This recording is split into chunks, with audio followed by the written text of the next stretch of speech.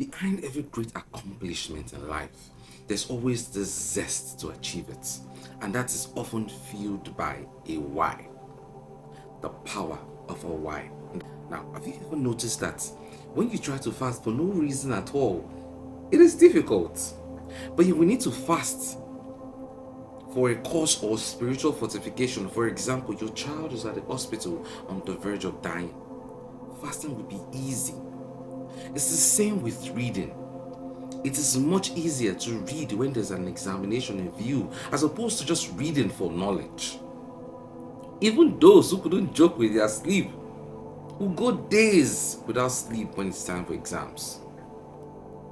Why? Having a why, a reason to do something, triggers your willpower, which makes you more determined, makes you able to go through thick and thin for it. In fact, people will sacrifice their lives if the reason is worth it. In other words, the better the reason, the greater the determination to achieve it. Viktor Frankl, a renowned psychiatrist who survived the Holocaust, would often ask his troubled patients, "Why do you not commit suicide?" And they would answer.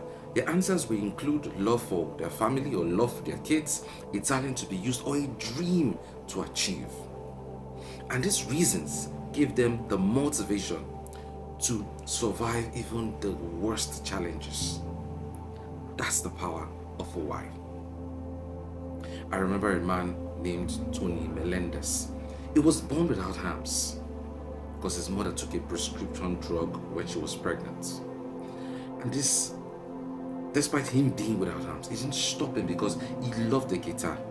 And because of his passion for this guitar, he learned to play the guitar with his feet and he mastered it. Today he's a renowned guitarist. That's why Friedrich Nietzsche would say, "He who has a why can endure almost anyhow." So the question is, what is your why? The better your why, the greater your determination to achieve it.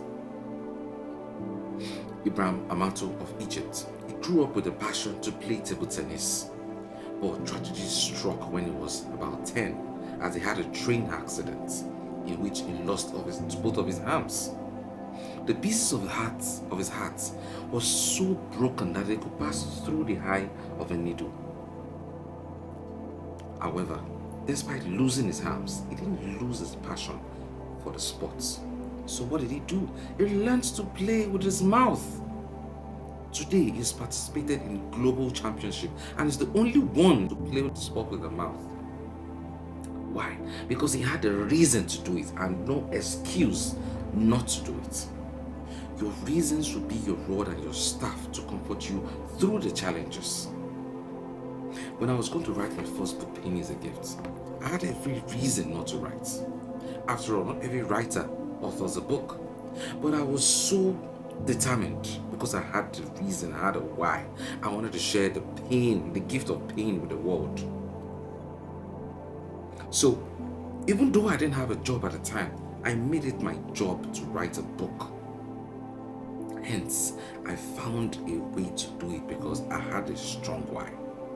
So oftentimes I would wake up early, go to this particular eatery in my area to write. I'll carry my laptop down there. As a matter of fact, some people even thought I had a job because I would leave in the morning and return late at night. The truth is, even though I had no job, I made it my job to author my book. So I left my comfort zone every morning down to this eatery to write. After a few days of resuming and closing at the eatery, the staff had known me to be a regular guy that would hardly buy anything.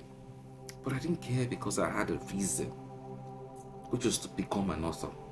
There are times I'll buy snacks and drinks, but I couldn't do that on a daily basis because I did not have a job. Several times the manager would erupt in anger and start yelling from the back end, saying to me that, you see, this is an eatery, not an office. But you see, I would be scared because I didn't have money to afford these things. Regardless of the embarrassment, I would always show up day after day. When the confrontations became too much, I switched to another eatery to go and write my book because I had a why. Again, when I overstayed my welcome, I had to return back to my father's house. But that year, I authored 4 books. What's the point? The only thing that will stop you from achieving your goals are the excuses you keep telling yourself as to why you cannot achieve it. If that goal matters to you, you will find a way. All you need is to come up with a valid reason and you become unstoppable. Your reasons will become your bridge over troubled waters. So what's your reason? Why do you want to achieve this goal?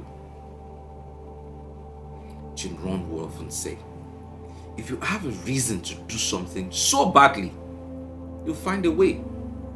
But if you don't, you'll find an excuse. So once again, let me ask you, what is your why?